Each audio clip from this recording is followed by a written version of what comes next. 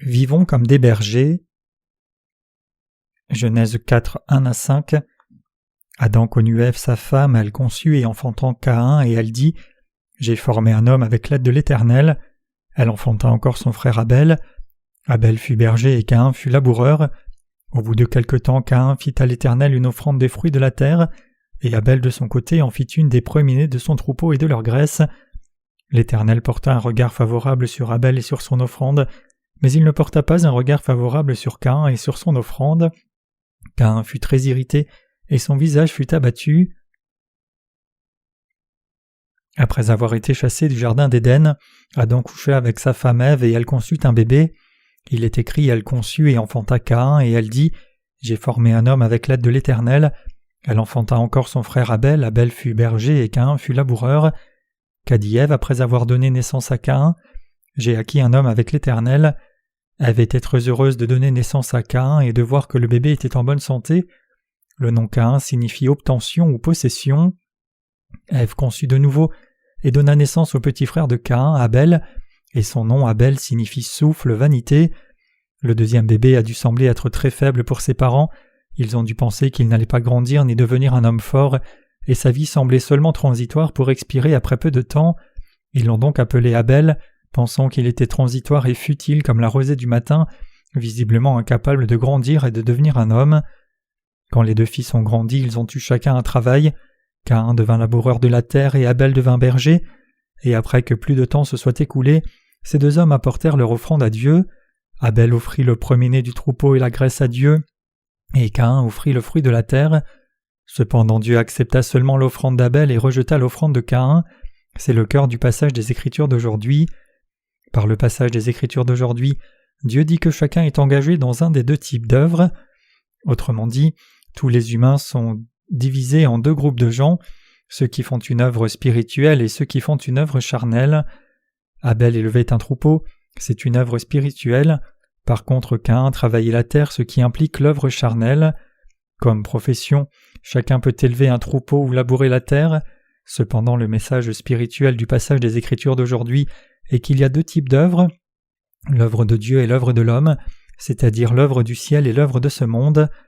Jésus a repris Pierre un jour en lui disant « Tes pensées ne sont pas les pensées de Dieu mais celles des hommes » Matthieu 16, 23. L'apôtre Paul a dit aussi « Et maintenant est-ce la faveur des hommes que je désire ou celle de Dieu ? Est-ce que je cherche à plaire aux hommes ? Si je plaisais encore aux hommes, je ne serais pas serviteur de Christ. » Galates 1, verset 10. Que nous disent ces passages de la Bible ? Ils nous disent qu'il y a deux genres de vie devant nous et nous devons choisir. Chacun dans ce monde est destiné à vivre en faisant l'un de ces deux types d'œuvres. Ces deux œuvres ne sont autres que l'œuvre de Dieu et l'œuvre du diable, c'est-à-dire garder le troupeau et labourer la terre. Abel était un berger fait l'œuvre de Dieu, il fait une œuvre spirituelle.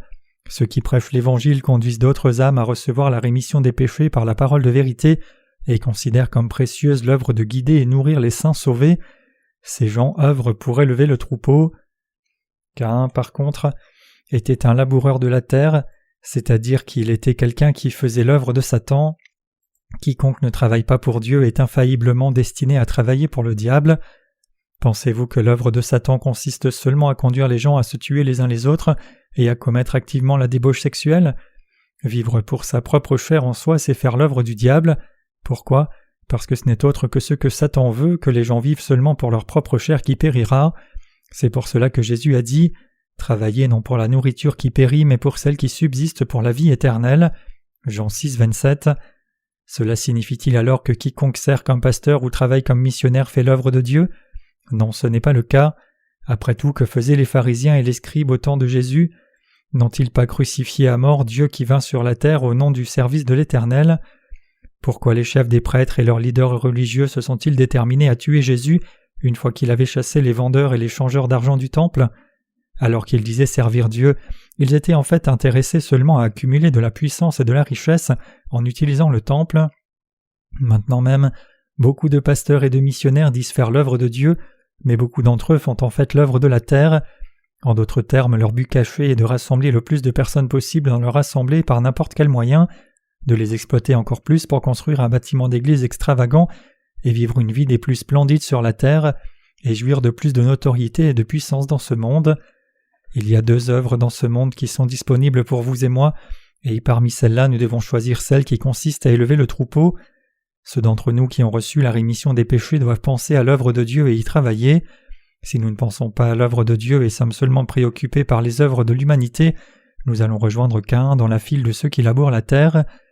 Alors que les laboureurs de la terre se vantent du fruit de la terre, qui est obtenu par leur propre travail et vivent de cela, les gardiens du troupeau travaillent pour porter la vie.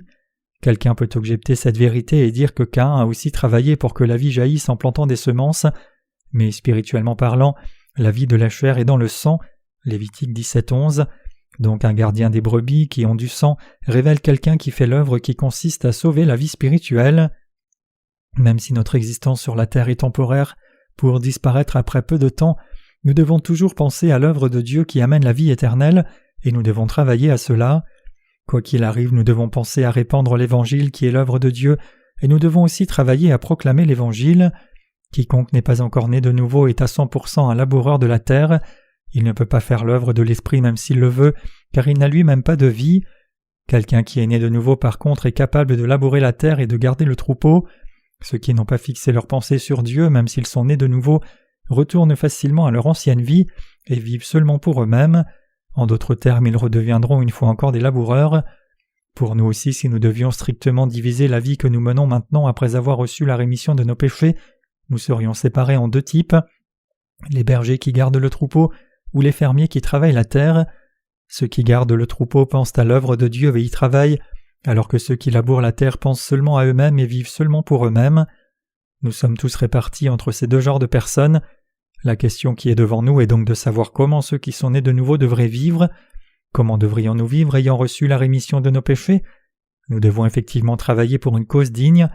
Puisque la Bible dit ici qu'Abel était un gardien du troupeau et que Caïn était un laboureur de la terre, vous ne devriez pas penser « Ah donc il est juste question de 2 types différents de travail ». En fonction du travail que Caïn et Abel ont choisi comme profession, cela a déterminé de façon conséquente l'offrande qu'ils ont donnée. Abel en tant que berger a tué sa brebis et l'a offerte à Dieu, alors que Caïn, fermier, a amené des produits de la terre comme des pommes de terre, des graines, des fleurs à Dieu. En d'autres termes, ils ont offert à Dieu le fruit de leur travail en fonction de ce que chacun faisait. Le même principe s'applique à nous aussi. Ceux d'entre nous qui pensent à l'œuvre de Dieu et y travaillent après avoir reçu la rémission des péchés sont capables d'offrir des fruits spirituels à Dieu. Par contre, ceux qui ne font pas l'œuvre de Dieu ne peuvent pas faire autrement que de lui offrir seulement le fruit de la terre. Puisque nous avons tous reçu la rémission des péchés, nous devons décider clairement si nous voulons vivre comme des bergers à l'exemple d'Abel ou comme des fermiers à l'exemple de Caïn. En d'autres termes, nous devons fixer nos pensées sur la question de vivre en pensant aux œuvres de Dieu et y travailler, ou de continuer à être attachés aux choses périssables de la terre et vivre pour ces choses qui périront. Quiconque a reçu la rémission des péchés doit infailliblement tracer une ligne claire sur ce sujet, sur la façon dont il mènera sa vie, et il doit choisir l'un de ces 2 genres de vie. Vous devez clairement décider ce pourquoi vous allez vivre. Je ne peux pas vraiment dire « je vivrai une vie parfaite », cependant je suis convaincu de ceci. Même si j'ai des manques, je vais vivre comme un berger à l'image d'Abel. Il est convenable et correct du point de vue de Dieu que je vive comme gardien des brebis, et c'est ce qui est bon pour moi tout comme c'est bon pour quelqu'un. Si c'est vrai pour moi, alors c'est aussi vrai pour vous. Vous ne pouvez pas dire avec confiance que vous allez vivre une vie droite à 100%, ni clamer que vous avez vécu une vie si vertueuse. Néanmoins, vous devriez positionner votre cœur en disant « Moi aussi je vivrai comme un berger », plutôt que de vivre comme un laboureur de la terre à l'image de Caïn. Je vivrai comme gardien de brebis. Ne devrais-je pas positionner mon cœur ainsi et vivre comme Abel? Maintenant que Dieu nous a donné la rémission des péchés et nous a permis de vivre une vie nouvelle, comment devrions-nous mener le restant de notre vie? Devrions-nous vivre comme gardiens du troupeau ou laboureurs de la terre? Si nous considérons sérieusement cette question devant Dieu et choisissons clairement dans nos cœurs, nous pourrons fixer nos pensées pour vivre comme des bergers. Cependant, même quand nous fixons nos pensées, dans nos actes, nous sommes toujours incapables de vivre à 100% pour l'œuvre de l'Esprit. Néanmoins, nous pouvons au moins fixer nos pensées clairement, et psychologiquement comme spirituellement, c'est le choix juste et bon que de décider devant Dieu « Je vivrai comme un gardien des brebis ». Mes chers croyants, comment devriez-vous vivre? Devriez-vous vivre comme un gardien de troupeau ou comme un laboureur de la terre? Comment voulez-vous vivre? Je suis sûr que vous voulez tous vivre comme des bergers. Cette vie est correcte et bénie, c'est ce que je crois. Même si nous pouvons nous trouver en train de labourer la terre de temps en temps, nos cœurs doivent toujours choisir et décider de vivre comme un gardien du troupeau.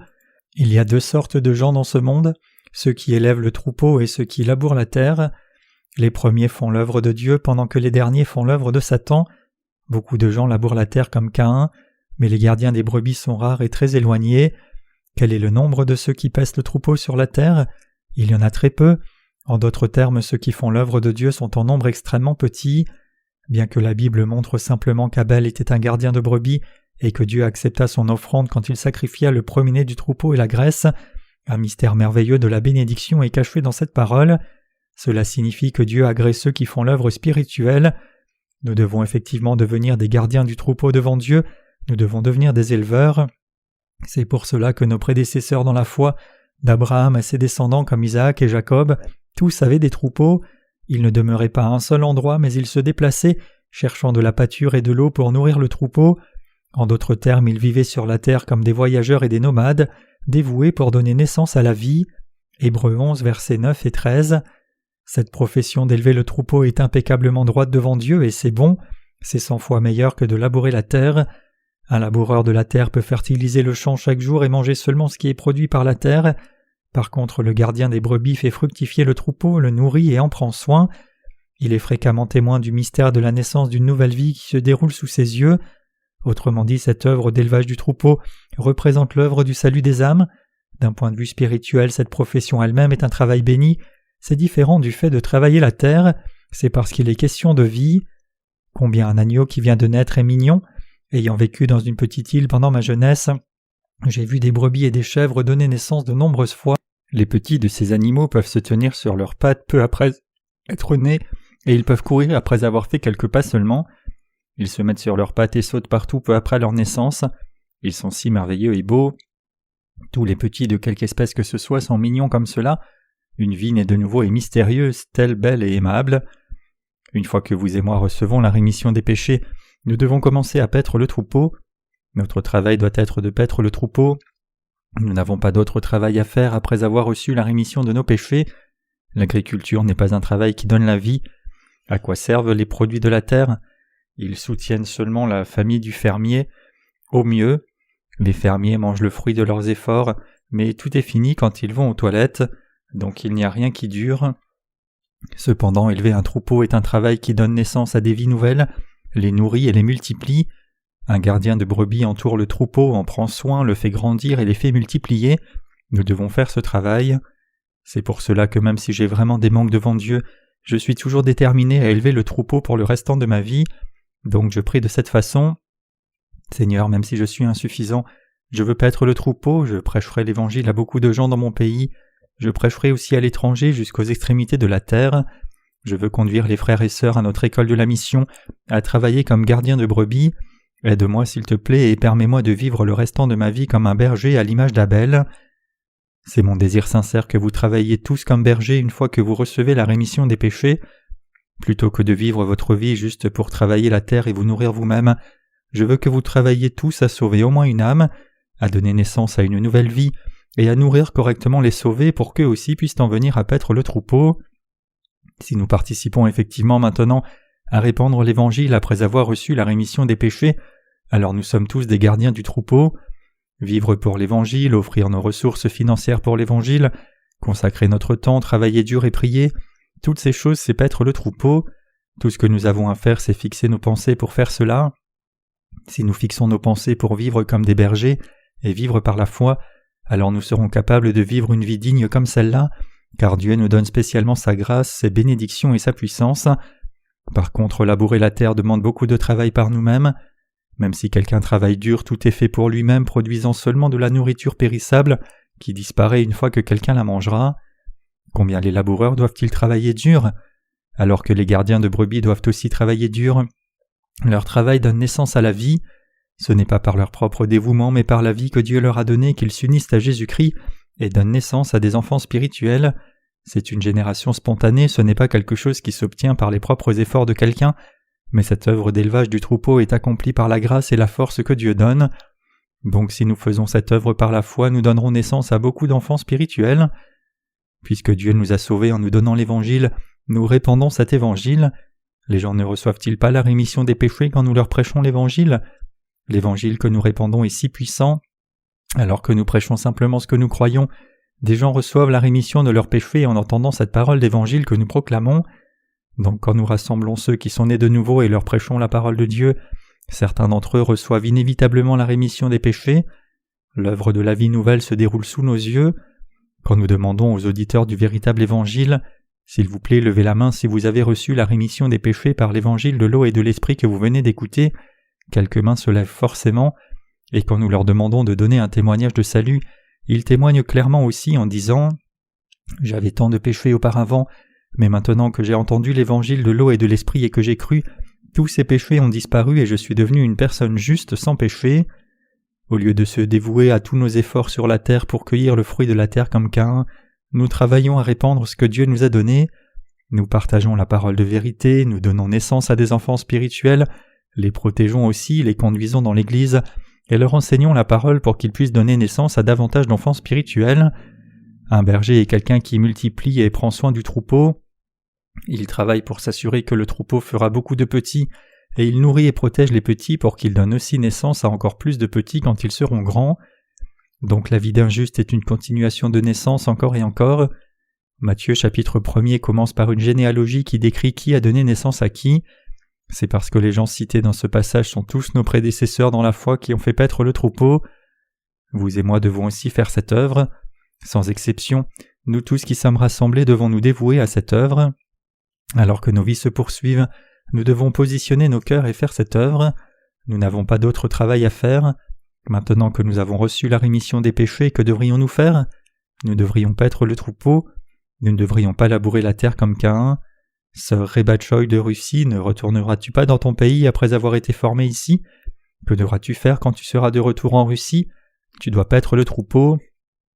Plutôt que de chercher un travail dans le monde, tu dois dévouer ta vie entière à paître le troupeau. Tu dois t'unir aux autres serviteurs de Dieu là-bas et prendre soin du troupeau. Pour rassembler le peuple de Dieu, partage-leur la parole, témoigne de la parole, fixe des horaires de réunion, protège le troupeau des menteurs semblables à des loups, et continue d'enseigner le troupeau. Ce n'est autre que paître le troupeau. Sœur Choi, tu dois vivre une vie spirituelle comme celle-là. C'est la raison de ton existence, c'est pour paître le troupeau que nous existons. Le passage des Écritures d'aujourd'hui dit « Abel fut berger et Caïn fut laboureur ». Il est dit aussi qu'Abel amena le premier-né du troupeau et la graisse comme offrande à Dieu. Quand Abel sacrifia son offrande, il n'a pas seulement tué un agneau pour le placer sur une pierre, mais il en a coupé l'estomac, retiré la graisse et les entrailles, le foie et les boyaux, puis il coupa et retira les parties impures. Ensuite il coupa la chair en morceaux, les plaça sur l'autel, mit la graisse qu'il avait retirée sur la chair, puis les brûla pour les offrir à Dieu. Que signifie tout ceci? Cela signifie qu'Abel sacrifia son offrande à Dieu selon la loi du salut, par laquelle Dieu nous a sauvés en croyant dans le même évangile qu'il avait entendu de ses parents. Dans un holocauste, l'on doit poser ses mains sur l'animal avant de le tuer. C'est le processus essentiel pour transférer tous les péchés sur l'animal. Puis on doit le tuer, prendre son sang, le couper en morceaux, puis enlever toute la graisse attachée aux entrailles et les placer sur la chair avant d'offrir l'holocauste comme un parfum agréable à Dieu. C'est le processus indispensable bibliquement pour un holocauste légal. Abel devait offrir le même holocauste avec le premier-né de son troupeau et la graisse. Que signifie la graisse ici? Elle révèle Dieu le Saint-Esprit. Autrement dit, Abel a cru selon ce que Dieu avait dit. C'est ainsi qu'Abel a adoré Dieu, et quand il a effectivement adoré ainsi, Dieu l'agréa. Les parents d'Abel, Adam et Ève, avaient l'évangile des vêtements de peau. Pour préparer les vêtements de peau, un agneau était sacrifié. Cet évangile des vêtements de peau comprenait l'imposition des mains qui transférait le péché sur l'animal à sacrifier et le sang versé. Abel sacrifia son offrande à Dieu comme cela avec la même foi. Quelqu'un pourrait-il amener une objection à mon interprétation en disant « Où trouvons-nous l'imposition des mains dans le récit des tuniques de peau de Genèse chapitre 3 ?» Mais vous devez savoir que la Bible montre la vérité pas à pas. Par exemple, Genèse 3,15 dit « Je mettrai inimitié entre toi et la femme, entre ta postérité et sa postérité. Celle-ci t'écrasera la tête et tu lui blesseras le talon. » Ce passage révèle clairement Jésus-Christ comme notre Sauveur, mais nous ne pouvons pas trouver un seul mot concernant son baptême et son sang versé dans ce passage.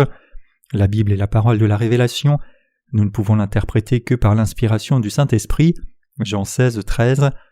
Dans le livre du Lévitique, nous voyons que lorsque le peuple d'Israël sacrifiait ses offrandes d'expiation, ils devaient infailliblement offrir la graisse avec la chair après avoir posé leurs mains sur la tête de l'animal. Ils recevaient la rémission de leurs péchés quand ils faisaient un tel sacrifice.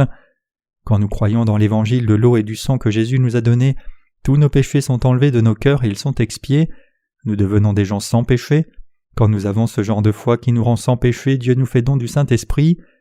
Recevoir le Saint-Esprit n'est pas quelque chose dont nous sommes conscients à travers nos sens. Pensez-vous que quelqu'un doive sentir un feu ou des frissons quand il reçoit le Saint-Esprit ? Si un tel phénomène se produit, cela signifie seulement que cette personne a reçu un mauvais esprit. Dieu le Saint-Esprit est paisible comme une colombe et pure, donc il vient dans le cœur de ceux qui n'ont plus de péché, qui ont reçu la rémission des péchés. L'adoration que nous devons offrir à Dieu est celle-ci. Seigneur, merci de m'avoir sauvé. Merci d'avoir expié mes péchés par ton eau et ton sang. C'est seulement quand nous adorons Dieu par la foi ainsi qu'il accepte notre adoration. Par contre, Caïn apporta le fruit de la terre comme offrande à Dieu et Dieu ne l'a pas accepté. Pourquoi Dieu n'a-t-il pas agréé l'offrande de Caïn ? Parce que Caïn a vécu seulement pour lui-même sans respecter la volonté de Dieu, et il lui a aussi offert ce qui était bon à ses propres yeux selon ses propres pensées charnelles. C'est parce qu'il était un laboureur de la terre, quelqu'un qui ne pensait qu'aux choses de la terre. Même si c'est ainsi que Caïn vivait devant Dieu, en labourant la terre spirituellement parlant, il aurait au moins dû être un berger et il aurait dû accepter la parole de Dieu et apporter une offrande de foi, mais il manqua de le faire. C'est à cause de cette faute que Dieu a refusé d'accepter l'offrande de Caïn. Dieu dit de ne pas ressembler à Caïn. 1 Jean 3 verset 12. Caïn offrit le fruit de la terre. La profession de Caïn était l'agriculture. Cela signifie aussi que lorsqu'il était question de foi, il offrit le fruit de la terre à Dieu, c'est-à-dire qu'il offrit sa foi selon ses propres désirs, de la façon qui convenait à ses propres pensées. Il fit cela même en inventant des doctrines et c'est ainsi qu'il adora Dieu. Mais Dieu a-t-il accepté son offrande ? Non, il ne l'a pas fait. La profession de Caïn elle-même n'était pas bonne. Après avoir reçu la rémission de péchés, quel genre de profession devrions-nous avoir dans ce monde ? Notre travail devrait être de paître le troupeau. En d'autres termes, notre travail doit être de donner naissance à la vie. Comme la Bible le dit, « Soit donc que vous mangiez, soit que vous buviez, soit que vous fassiez quelque chose d'autre, faites tout pour la gloire de Dieu. » 1 Corinthiens 10, 31. Donner naissance à une nouvelle vie en prêchant l'Évangile, conduire et nourrir ceux qui sont nés de nouveau, ce n'est autre que paître le troupeau. Une fois que nous faisons personnellement l'œuvre de la diffusion de l'Évangile, nous devons mettre de côté les affaires du monde et nous dévouer nous-mêmes entièrement à l'œuvre de Dieu. Si par contre nous sommes incapables d'être directement engagés dans l'œuvre de la diffusion de l'Évangile, alors tout ce que nous avons à faire, c'est travailler diligemment dans notre emploi séculier et soutenir le ministère de l'Évangile par nos prières, le service et les moyens financiers. Si l'œuvre pour l'Évangile s'unit à l'Église ainsi, alors nous pouvons tous faire l'œuvre qui consiste à paître le troupeau correctement. Par le passage des Écritures d'aujourd'hui, Dieu nous dit que nous devons nous dévouer à l'œuvre qui consiste à paître le troupeau. Nous devons tous vivre effectivement comme de bons bergers.